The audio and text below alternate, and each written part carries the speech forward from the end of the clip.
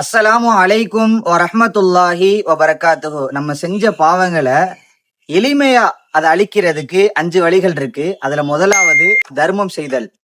தண்ணீர் நெருப்பை அணைப்பது போல் தர்மம் பாவங்களை அழித்துவிடும். திக்ரு செய்தல். சுபஹானல்லாஹி வபிஹம்தி என்று ஒரு நாளில் 100 முறை ஓதினால் கடல் நுரையளவு இருந்தாலும் பாவங்கள் மன்னிக்கப்படும். ஒழு செய்தல். ஒரு அடியான் தன் முகத்தை கழுவும் பொழுது அவனுடைய கண்கள் செய்த ஒவ்வொரு பாவங்களும் அந்த தண்ணீரோடு வெளியேறுகிறது. சலவாத்து கூறுதல். எவர் ஒருவர் என் மீது ஒரு முறை சலவாத்து கூறுகிறாரோ சொல்கிறாரோ அல்லாஹ் அவருடைய 10 பாவங்களை மன்னிக்கின்றான். மனப்பூர்வமான தௌபா.